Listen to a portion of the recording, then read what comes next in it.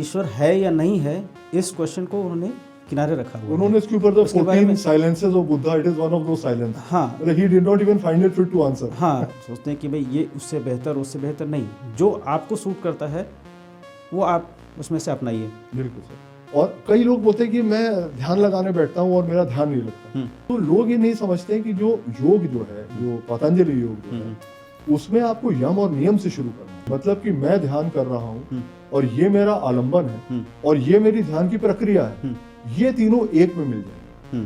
When this becomes a homogeneous whole, that is समाधि। 7वें number पे 8 में हम जाके ध्यान पे पहुंचे और लोग बोलते हैं यार मैं ध्यान लगाने बैठा, मेरा ध्यान नहीं लगा। Obviously नहीं लगेगा, because you not understood the science behind Patanjali's नहीं, वो एक्चुअली 8वें फ्लोर पे ना आजकल वो लिफ्ट भी होती है तो उस पर चले जाते हैं। क्रिया योग बहुत से लोग सिखाते हैं वैसे, ठीक है, इंडिया में भी बाहर भी, लेकिन सबसे ऑथेंटिक वो योगानंद जी की क्रिया योग है और उनके संस्थान द्वारा सिखाई जाती है। जिन्होंने पतंजलि योगा सूत्र नहीं पढ़ा है उनको ये नहीं पता होगा कि एक ही ग्रंथ में पतंजलि ने 2 तरह के योग बताए।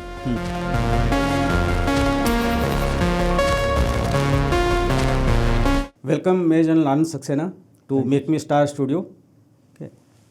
We are going to be discussing about some spirituality और वो भी जो है एक serving general of the Indian army के साथ। Thank you very much sir for calling me here, sir. Thank you so much. We have actually served together in same regiment and you are a gunner. आपने हमारी जैसे ही aviation में भी नौकरी की है, तो you are a flyer also. Yes. Okay. You commanded the regiment, and how has your basically Fauji journey been till now?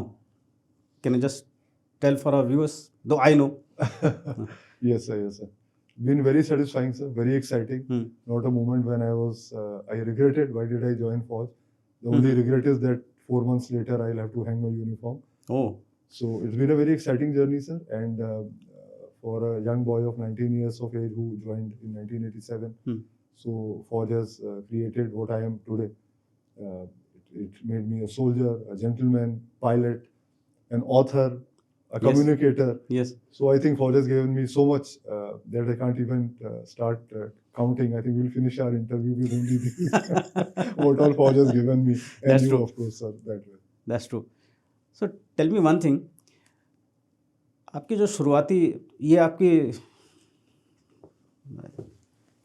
This the ultimate ladder, we are going to talk about this book, ठीक है, ये आपकी 6ठी किताब है। Yes. इसके पहले आपने एक जो 5वीं किताब आपकी है वो वेदांत पर है। Yes, sir. ठीक है, तो ये तो स्पिरिचुअलिज्म पर है, लेकिन आपकी शुरुआती किताबें जो है वो फाइनेंस पे थी, ठीक है, तो ये फाइनेंस, स्पिरिचुअलिज्म, ये सब क्या क्या कर रहे हो आप?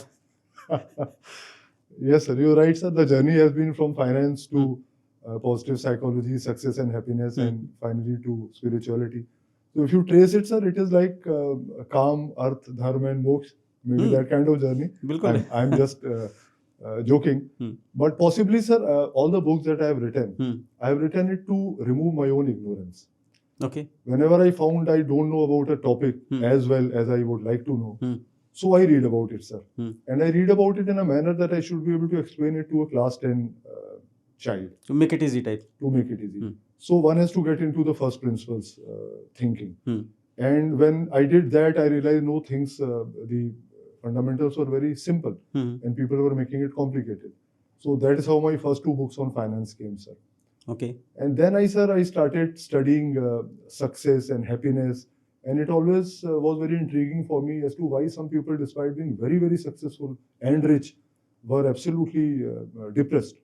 बिल्कुल, हाँ, बहुत से सक्सेसफुल लोगों को आप देखते हो, ठीक है, लेकिन उनके पीछे ज़िंदगी में क्या चलता होता है, और कुछ तो लोग पीक ऑफ द कैरियर या बड़े अच्छे स्टेटस पे पहुंचने के बाद भी कोई सुसाइड कर लेता है, कोई किसी डिप्रेशन में चला जाता है, कोई ड्रग्स में चला जाता है, ऐसी बहुत सारी चीज़ें मेरे ख्याल से सभी ने देखी हैं ये सब।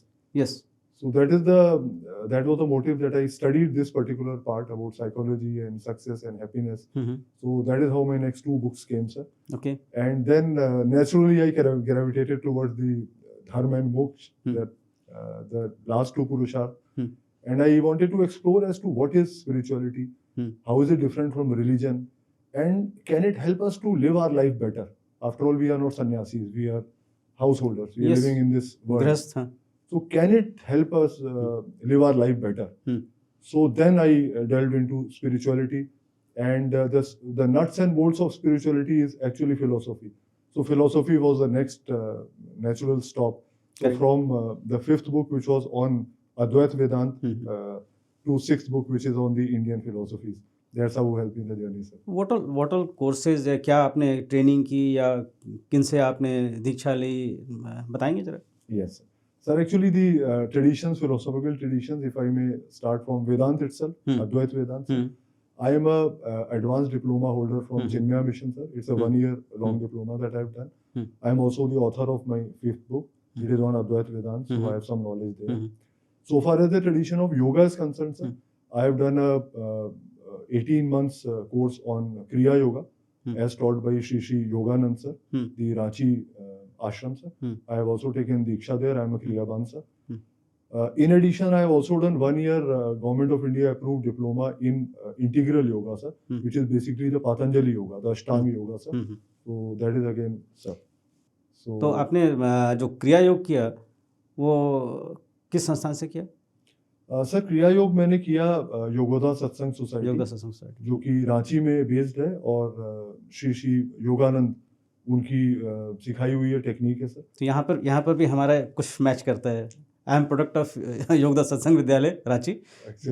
मैं उस स्कूल का पढ़ा हुआ हूँ, और परमहंस योगानंद की जो सबसे अच्छी किताब जो वर्ल्ड फेमस बुक है, यस सर, के उसको तो पढ़ने के बाद ही आपने क्रिया योग की दीक्षा ली होगी. बिल्कुल बिल्कुल सर, बिल्कुल. An autobiography of yogi. Yes, that is what propelled me to learn kriya yoga, sir. उसी से आपको जो है मोटिवेशन मिला. उसी से मोटिवेशन मिला, सर. और 18 महीने का उनका जो कोर्स होता है, सर, वो किया मैंने. फिर जाके दीक्षा ली वहाँ पर, और अभी मैं क्रियाबान हूँ, क्वालिफाइड इन क्रिया योगा, वेरी प्राउड क्रियाबान.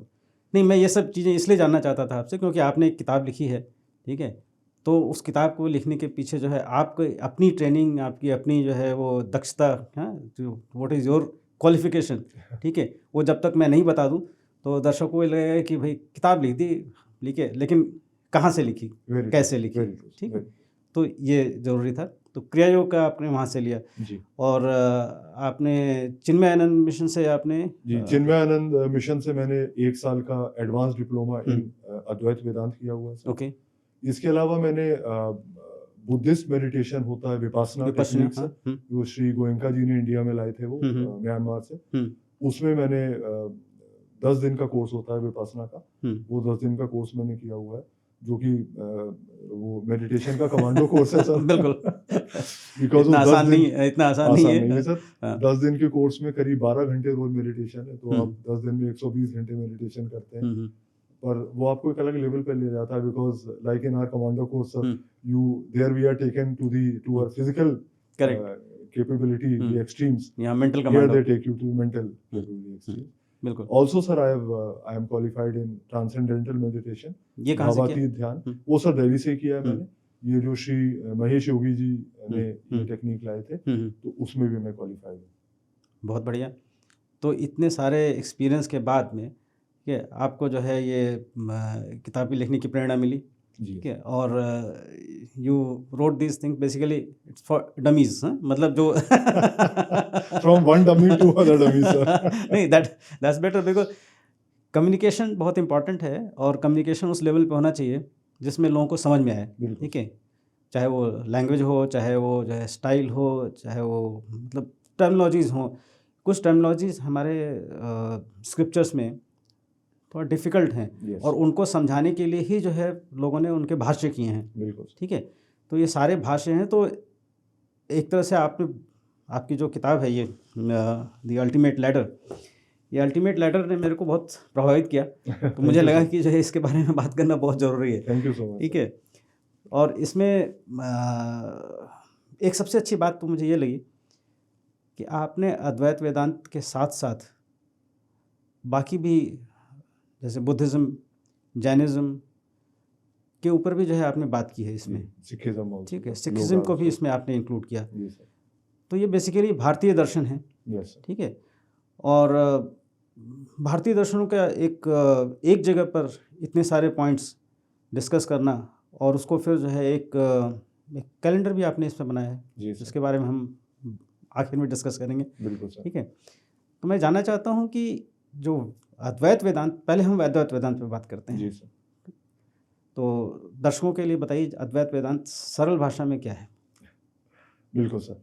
तो अद्वैत वेदांत बताने के पहले मैं ये बताना जरूरी है कि वेदांत क्या है। तो वेदांत, जैसे हमें पता है कि हमारे 4 वेद हैं और उन 4 वेदों के 4 पार्ट माने गए हैं।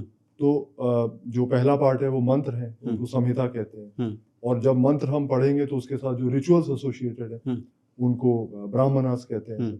और तीसरा पार्ट वेद का, उसको आरण्यक बोलते हैं, कि जब आपने रिचुअल्स कर लिए, मंत्र हो गए, और सारे मंत्र और रिचुअल्स कोई ना कोई आपको किसी फल की आशा से आप करते हैं, इसलिए इनको कर्म कांड भी कहते हैं। उसके बाद जब रिचुअल खत्म हो गए तो आप बैठ के सोचिए मेडिटेशन में कि ये मैंने जो किया क्यों किया, उपासना एक तरीके से करिए। तो तीसरा पार्ट उसको अरण्यक बोलते हैं। अरण्य का मतलब जंगल होता है, फॉरेस्ट। और चौथा और अंतिम पार्ट है उसको उपनिषद बोलते हैं। करेक्ट। तो उपनिषद को ज्ञान कांड भी बोलते हैं। तो वहां पर जो कर्म कांड से आप फल की आशा में कोई काम कर रहे थे, वो कहते हैं आप फल की आशा को हटा दीजिए और आप ज्ञान अर्जित करिए, क्योंकि हमारे जो सफरिंग हमारी लाइफ में है उसका कारण है इग्नोरेंस, अविद्या। उस अविद्या को दूर करने के लिए ज्ञान है, जो कि उपनिषद में दिया गया है। क्योंकि ये पूरे वेदों का निचोड़ है, इसलिए इसको वेदांत कहा गया। अब मैं एक रोकना चाहूँगा, इतनी सारी चीज़ें हो गई, अब इसमें जो है स्वाभाविक है प्रश्न उठना। और प्रश्न उठने का मतलब नहीं है कि गलतियाँ उसमें हैं या जो भी है, लेकिन उसको क्लैरिफाई करना बहुत ज़रूरी है। ठीक है, उन चीज़ों को विस्तार में से समझना और इस ढंग से समझना ताकि उस पर से आपको कोई डिगा नहीं सके, हिला नहीं सके। ठीक है, अब ये मुझे बताइए कि आपने कर्म कांड किया, कर्म कांड में आपको फल की इच्छा थी, ठीक है, तभी तो किया। बिल्कुल। फिर आप उपनिषद में बताने आ रहे हैं कि भाई आपने वो फल की इच्छा के साथ वो किया, फिर ज्ञान, ये क्या कन्फ्यूजन है? हाँ, ये एक बहुत ही जायज़ सवाल है सर, बिकॉज एक ही टेक्स्ट में, एक ही ग्रंथ में जैसे आप बता रहे हैं 2 चीजें दी हुई हैं और दोनों विपरीत लगती हैं। पर ये विपरीत इस अर्थ में नहीं है कि ये एक लाइफ की इवोल्यूशन की स्टेज को दर्शाती है। जैसे हमारे 4 आश्रम का सिस्टम है, तो हमारा आश्रम भी शुरू होता है एक स्टूडेंट के आश्रम से, उसके बाद गृहस्थ आश्रम, उसके बाद वानप्रस्थ आश्रम और उसके बाद लास्ट में संन्यास आश्रम। एक तरीके से इस जर्नी को हम मेंटल जर्नी उसी तरीके से समझ सकते हैं कि जब हम इस संसार में आते हैं, पहली चीज होती है हमको काम और अर्थ चाहिए, हमको खाना चाहिए, हमको पीना चाहिए, हमको सिक्योरिटी चाहिए, हमको पैसा चाहिए, बुढ़ापे के लिए अर्जित करना है, हमको जीवित रहने के लिए, तो जीवित रहने की, तो काम और अर्थ को हम इग्नोर नहीं कर सकते। बिल्कुल।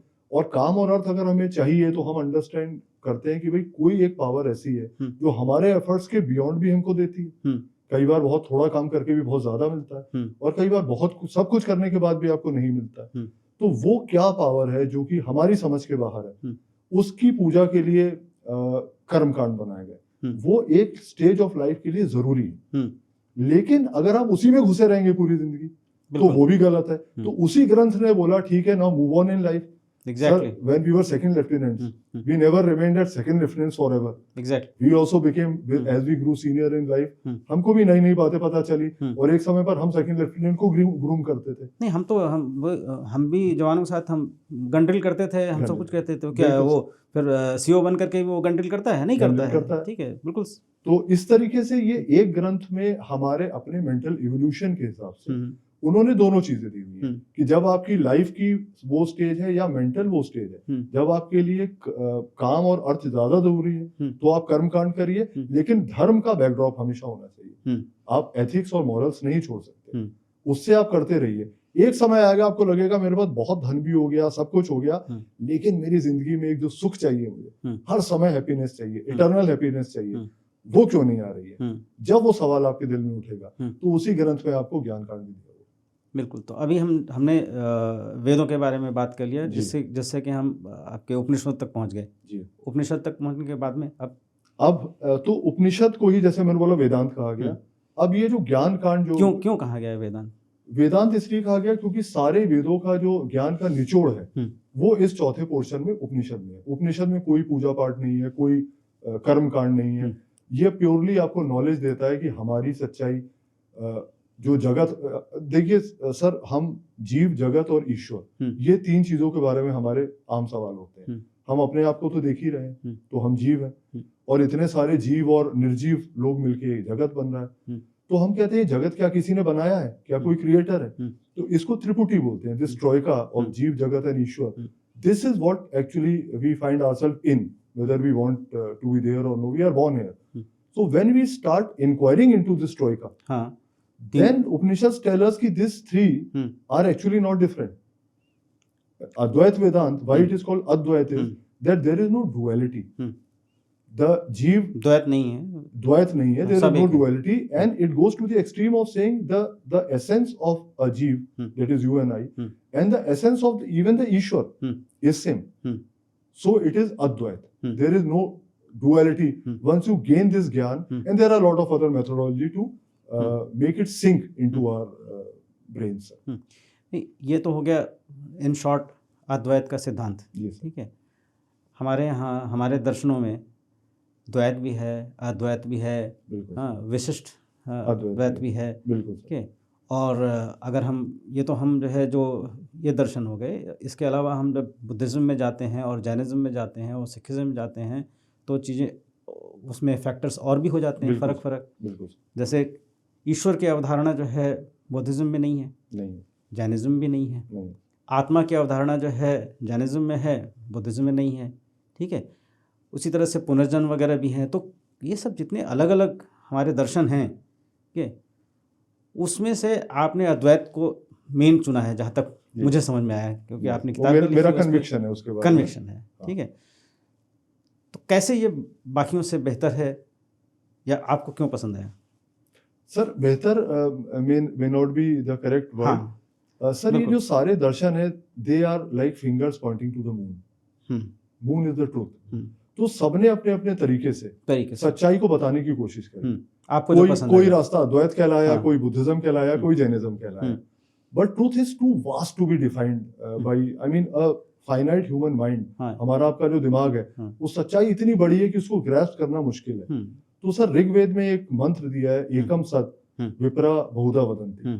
तो मैं उस सिद्धांत पे चला कि जब ये दर्शन जो हजारों साल पुराने हैं और उन्होंने बहुत से लोगों को लिबरेट किया है, बहुत से लोगों को मोक्ष दिलवाया है, कैवल्य दिलवाया है, निर्वाण दिलवाया है, तो कुछ तो इनमें है. तो हम क्रियाकलापों पे ना चिपक कर क्या वो एसेंस निकाल सकते हैं हर एक ट्रेडिशन की, जो हमारे लिए यूजफुल हो जाए. तो अगर मैं बुद्धिज्म से कोई ऐसी चीज स्टडी करके अपनी जिंदगी में ला रहा हूँ जो मेरी जिंदगी को बेहतर बना सकती है, तो मैं बुद्धिस्ट नहीं बन गया. बिल्कुल. तो the point is that the essence of each tradition is the same. Because आपने सर यूज किया था वर्ड फिलोसफी और आपने दर्शन से यूज किया. दर्शन. Now philosophy word is a Greek word of philosophia, that means love of knowledge. But India में हम उसको दर्शन शास्त्र कहते हैं. Darshan is to see is metaphorical. That means you want to understand the reality. Actually जहाँ तक सॉरी बीच बीच में मैं इसलिए इंटरजेक्ट करता हूँ कि कुछ चीज़ें ऐसी हैं जो कि जो है मुझे लगता है कि उसमें से बतानी ज़रूरी हो जाती हैं कि दर्शन जो है वो actually kind of lived experience, जो जिया हुआ सत्य है, जो लोगों ने सिर्फ देखा ही नहीं है. मतलब देखना एक अंतर्दृष्टि से देखा जो बोलते हैं, लेकिन बहुत से रियलाइज्ड लोग जो हैं जिन्होंने उन चीज़ों को लिखा है, उन्होंने उसको जिया भी है. ठीक है. जबकि knowledge can be like bookish. हाँ, बुकिश हो सकती है. किसी को, जैसे आपको हो सकता है कि सारी फिलॉसफी पता हो, आपको सब दर्शन पता हो, आपको विपश्यना के बारे में सब कुछ पता हो, आपने किया नहीं हो. ठीक है. तो you not lived it. Knowledge है आपके पास में, तो वो फर्क हो जाता है. सच्चाई तो ये गूंगे के गुड़ की तरह है. बिल्कुल. तो जिसने उस गुड़ को खाया है वो बता नहीं सकता. और जो बता रहा है उसने खाया नहीं है. लेकिन the point I was coming to was sir the difference between philosophy and दर्शन इज वन. सारे इंडियन जो दर्शन है सर, उनका सिर्फ एक एम था, एंड ऑफ सफरिंग. उन्होंने कहा आपकी प्रॉब्लम क्या है? मेरी प्रॉब्लम है कि मुझे सफरिंग है, मुझे सौरो है, मुझे दुख है. मुझे उन्होंने आपके दुख से निकलने का मैं आपको रास्ता बताता हूँ. बुद्ध का पूरा दर्शन ही इस पर है. सारे के सारे सर 6 सवाल, अगर हम कोई भारतीय दर्शन शास्त्र पढ़े तो 6 सवाल हैं सर उसमें. अगर वो 6 सवाल का आंसर नहीं है तो वो दर्शन शास्त्र नहीं है. पहला सवाल है जीव विचार. फर्स्ट थिंग, जीव विचार, मैं कौन हूँ. दूसरा सवाल है जगत विचार, मैं जीव, I find my self in this जगत. तो ये जगत क्या है? अगर जीव और जगत है तो क्या इसका कोई क्रिएटर है? ईश्वर विचार। चौथा, इस संसार में इतनी पीड़ा क्यों है? मुझे भी पीड़ा है, मैं दूसरों को भी देख रहा हूँ पीड़ा, तो उसका विचार, बंध विचार। फिर हम बोलते हैं इससे निकलने का कोई रास्ता है क्या? उसको बोलते हैं मोक्ष विचार। और रास्ते में ठीक है रास्ता है, तो रास्ता चले कैसे? उसको बोलते हैं साधन विचार। जब ये 6 विचार मिल गए तब उसको दर्शन शास्त्र कहा। बिल्कुल। और ये जो बड़े बड़े जो हमारे रियलाइज मास्टर्स थे, चाहे बुद्ध हो, चाहे आदि शंकराचार्य हो, चाहे तीर्थंकर हो हमारे जो थे, चाहे गुरु नानक देव हो, इन सब ने वो गुड़ को चखा हुआ था। तो उन्होंने अपने अपने तरीके से चांद की तरफ उंगली दिखाई। बिल्कुल। और हम लोग कई बार गलती से उंगली पकड़ के बैठ गए और चांद को देखना भूल गए। बिल्कुल। और हमने जो है एक और चीज़ को इसमें रखना चाहिए दिमाग में कि किसने किस समय इन दर्शनों को या इनके बारे में बताया है, लिखा। ठीक है। और सबसे लेटेस्ट में जैसे गुरु नानक जी का सिखिज्म का है, ठीक है, इनके समय तक बाकी के दर्शन भी अवेलेबल थे। बिल्कुल। उससे पहले कौन से, तो खैर हम काल की गणना में नहीं जाएंगे क्योंकि उसमें फिर जो है दूसरी कहानी आती है। हम हिस्ट्री ऑफ रिलीजन में नहीं जा रहे हैं, हम एसेंस में जा रहे हैं। ठीक है, कि किसमें क्या लिखा हुआ है, कब लिखा गया है, उसके बारे में अगर हम चर्चा करेंगे तो काफ़ी उसमें दिक्कतें होती हैं। तो चलिए हम आगे चलते हैं इसमें कि अब आपने जो है वेदांत के हिसाब से जो है अद्वैत दर्शन में आप आ गए। ठीक है, तो अद्वैत की जो खूबियाँ हैं एज़ कम्पेयर टू अदर, वो बताइए। सर, अद्वैत की सबसे बड़ी खूबी ये है कि ये आपको कोई बिलीव करने पे मजबूर नहीं करता। ये मानो और ये ना मानो, अद्वैत नहीं बोलता। अद्वैत बोलता है आप जहाँ पे हो इसी समय आप इंक्वायरी शुरू कर सकते हो। मैं कौन हूँ? अद्वैत में एक ही इंक्वायरी है, वो है माई। आप इंक्वायरी अभी शुरू कर दीजिए। क्या मैं ये शरीर हूँ? क्या मैं ये प्राण हूँ? क्या मैं मन हूँ? क्या मैं बुद्धि हूँ? क्या मैं जो उसके अंदर का आनंद का जो कोश होता है, जो हम डीप स्लीप में महसूस करते हैं, क्या मैं वो हूँ या मैं इन सबके परे कुछ हूँ? बस इतनी इंक्वायरी अद्वैत वेदांत है। तो इसमें कोई बिलीफ सिस्टम नहीं है। दूसरा, अद्वैत वेदांत आपको ये नहीं बोलता कि आप दुनिया छोड़ के संन्यास में चले जाओ, वो मार्ग भी है, लेकिन अद्वैत वेदांत आपको बोलता है आप इस संसार से इंगेज करिए, मीनिंगफुल एंगेजमेंट। अगर आप ये समझ जाएंगे कि मेरा एसेंस और आपका एसेंस सेम है, सबका एसेंस सेम है, आपका उसके प्रति भाव चेंज हो जाएगा। इसको बोलते हैं अद्वैत वेदांत में सर्वात्म भाव। सबके अंदर एक ही आत्मा है। जब आपके अंदर ये भाव आ जाएगा तो आपके अंदर कंपैशन, एम्पैथी, लव, ये सब चीजें आपकी एक नेचुरल क्वालिटी हो जाएंगी। और अद्वैत वेदांत बोलता है कि the whole point is not only to realize the atma within, but then you also manifest it outside. So it is a part of lived tradition. It's a lived tradition. That's what attracted me towards Advaita Vedanta, because it's a non-dogmatic, non-ritualistic, very very intellectual religion, which also allow you to feel, to abide in the truth that is our atma through its own practices. Okay.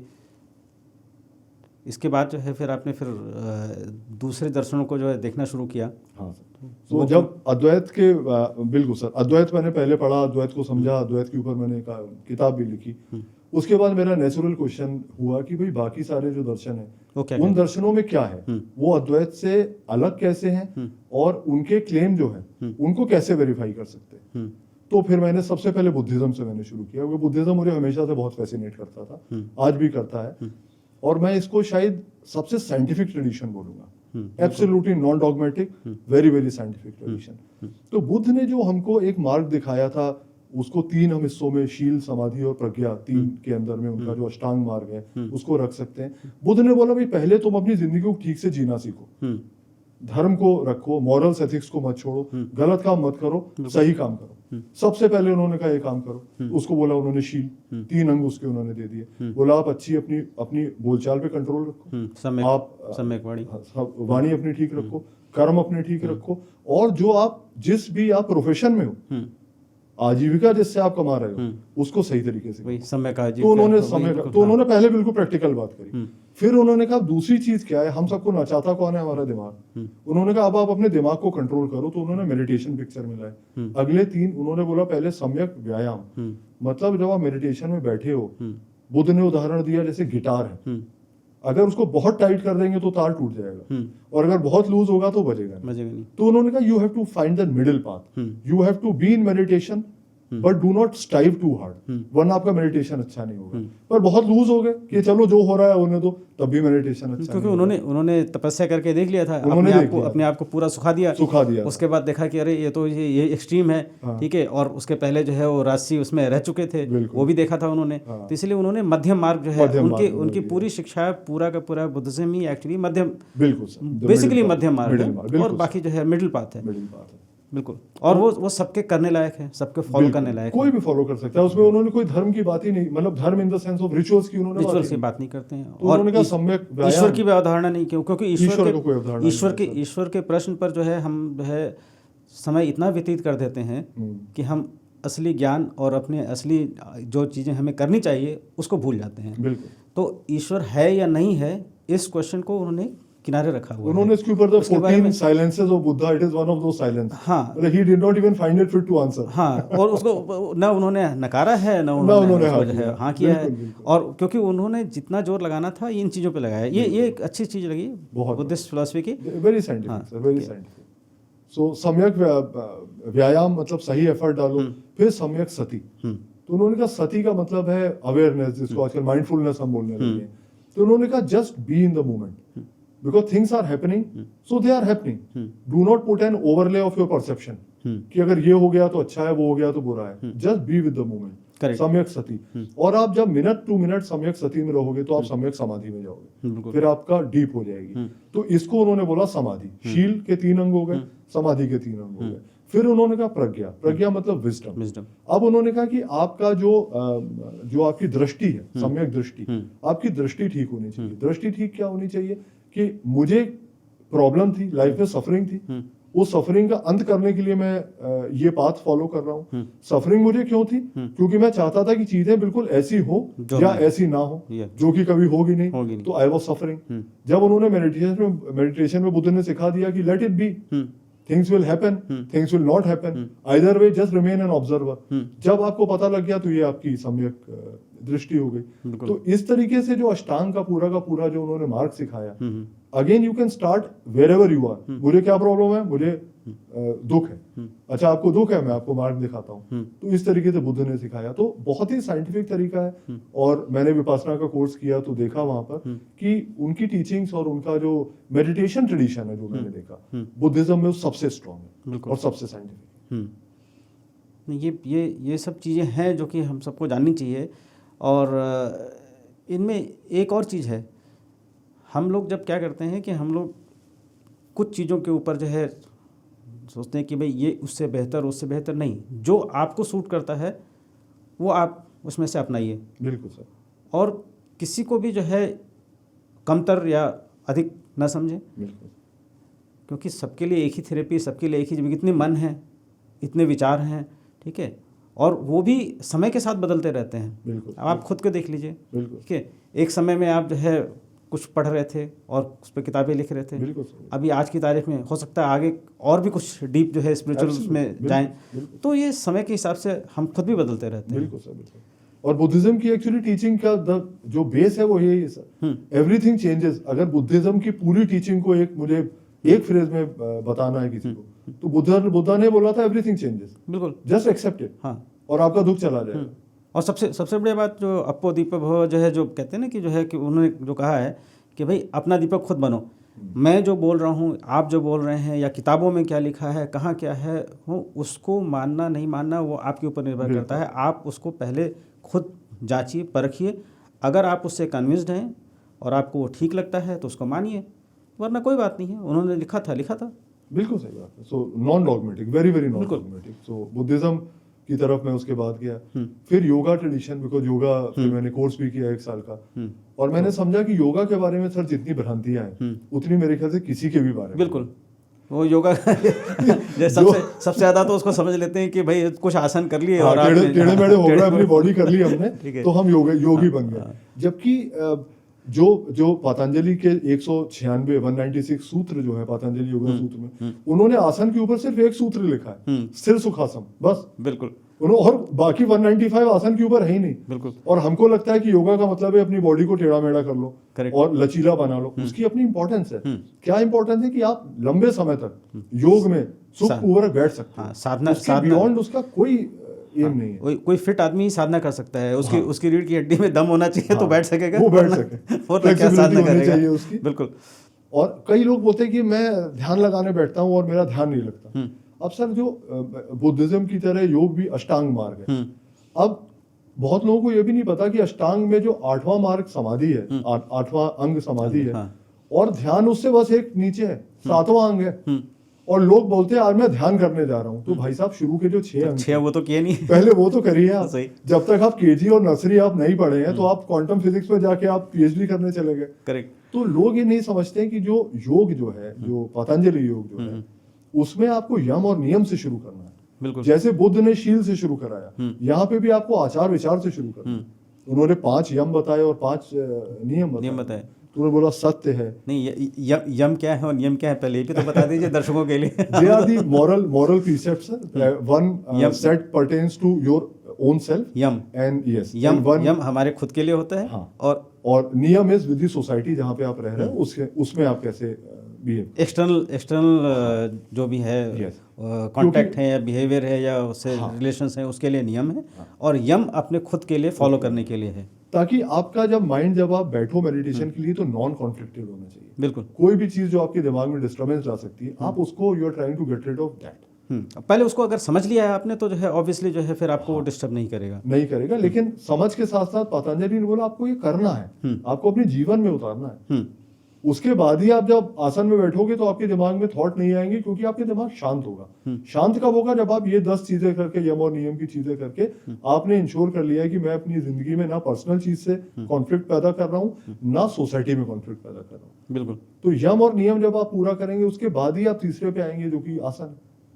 जब आपने आसन कर लिया, अब आप प्राणायाम, because breath और mind directly connected है। हमने देखा है सर, जब हम एजिटेटेड होते हैं या नाराज होते हैं, हमारी सांस तेज हो जाती है, और जब हम बहुत पीसफुल होते हैं हमारी सांस की रफ्तार कम हो जाती है। तो पतंजलि ने इसको दूसरे तरीके से पकड़ा, बोला सांस को कंट्रोल उन्होंने कहा सांस को कंट्रोल करो, आपका दिमाग अपने आप कंट्रोल होगा। बिल्कुल। तो आपने आचार विचार को पहले सॉर्ट आउट कर लिया, अब आपने आसन ठीक से लगा लिया, तो आपकी बॉडी के थ्रू जो एजिटेशन आने वो भी खत्म हो गए। अब आपने सांस को कंट्रोल किया ताकि जो थोड़े बहुत एजिटेशन थे वो सांस के थ्रू आप खत्म कर लो।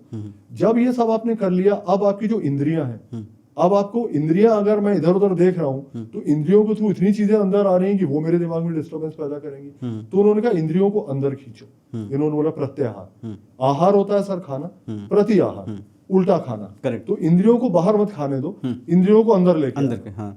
जब अंदर लेके आ गए तो अंदर कहाँ लेके आओगे? इंद्रियां तो बड़ी चंचल है, उन्हें कुछ ना कुछ चाहिए। कंट्रोल से तो बाहर उन्होंने कहा उसको मन को कोई ऐसा आलंबन दे दो, give it something to dwell on, so that the mind is on to that and your senses will also follow the mind, they will follow the mind. तो आपने फिर उसको धारणा की स्टेज बोला।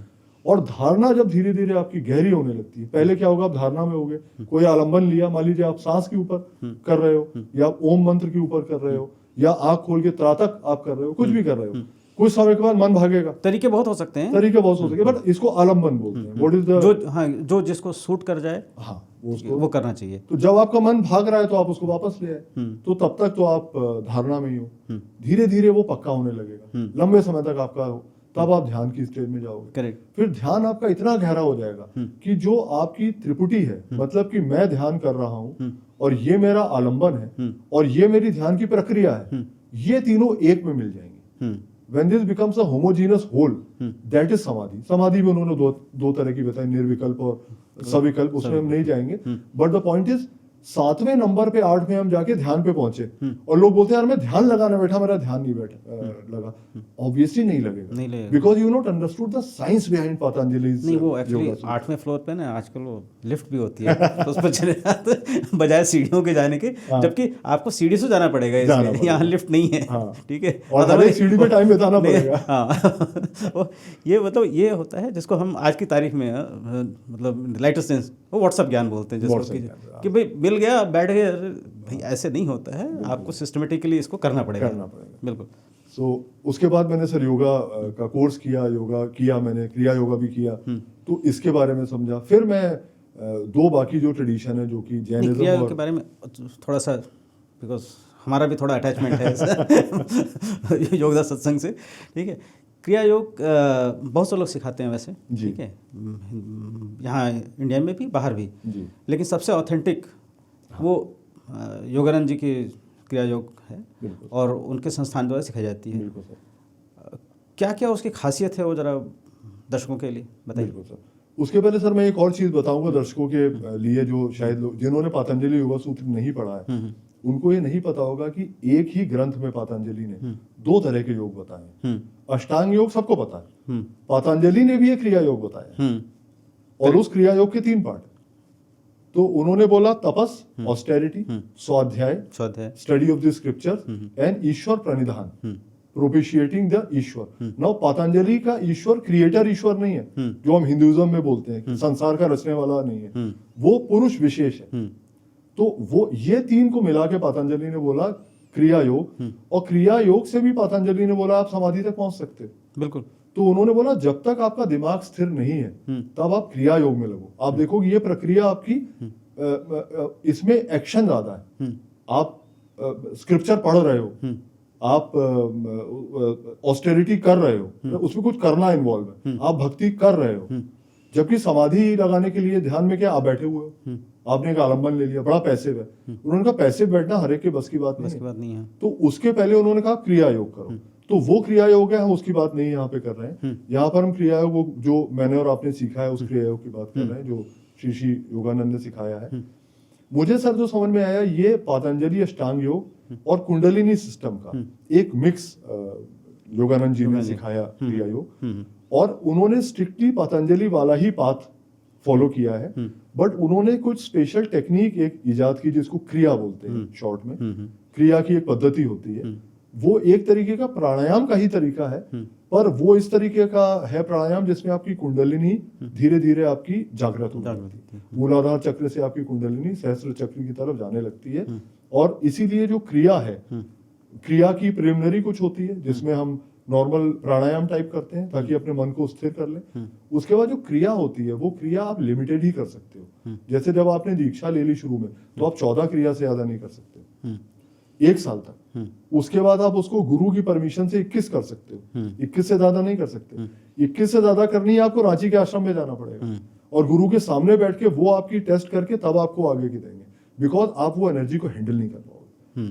वो energy can do a lot of harm to ourselves. So that is why the Kriya Yoga of Yoganand is very powerful, because it's a mix of 2 very powerful techniques of Patanjali Yoga and Kundalini Yoga. बिल्कुल, मैं इसलिए discuss करना चाहता था ये बात आपसे कि कुछ लोगों को जो है, हम लोगों ने बहुत से वर्ड सुने होते हैं और कुछ लोग जो सीकर्स हैं उनको लगता है कि ये अच्छा है, वो अच्छा है, शायद इसमें कुछ है। तो एक ओवरव्यू, हाँ, इंट्रोडक्टरी ओवरव्यू कि किसमें क्या है, कम से कम इतना, बिकॉज एक एक चीज़ के बारे में जो है वो तो हम एक पॉडकास्ट में नहीं डिस्कस कर सकते, लेकिन थोड़ा एक इंट्रोडक्टरी आइडिया जो है लोगों को मिल जाए इस वजह से। और since you have done it, ठीक है, मैं खुद किया है तो आपसे अच्छा कौन है जो पता नहीं गया।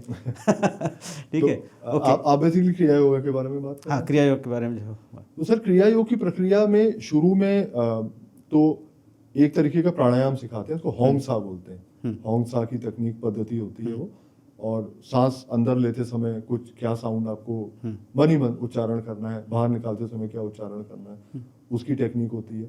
फिर उसके बाद एक ओम के मेडिटेशन की टेक्निक मैं नहीं बताऊंगा क्योंकि नहीं, वो ठीक भी नहीं है बताना, बट ओम मेडिटेशन की टेक्निक है जो आपकी कुंडलिनी को आपके ऊपर के चक्रों की तरफ। एक्चुअली ये हम सिर्फ बुक का जो जैसे कंटेंट होता है ना वो हम डिस्कस कर रहे हैं, उसके अंदर की पढ़ना पड़ता है, खुद जाना पड़ता है, वो करना पड़ता है, ठीक है, लेकिन है क्या, कम से कम ये तो पता होना चाहिए। ओम की टेक्निक हम करते हैं सर, ओम की टेक्निक और ये करने के बाद करीब 1 साल आपको उसमें लग जाता है, और उसके बाद लास्ट में फिर आप अप्लाई करते हैं क्रिया प्रॉपर के लिए, जो क्रिया योग प्रॉपर, और उसमें फिर गुरु आपको टेस्ट लेके आपको इंश्योर करता है कि आप हैंडल कर सकते हो क्रिया की एनर्जी, और उसके बाद वो आपको दीक्षा देते हैं क्रिया की, और वो तो टोटली कॉन्फिडेंशियल है सर। मतलब वो मैं क्या अपनी पत्नी को, अपने बच्चों को भी नहीं सिखा सकता हूँ, वो उनको सीखने के लिए पूरी प्रक्रिया से जाना पड़ेगा।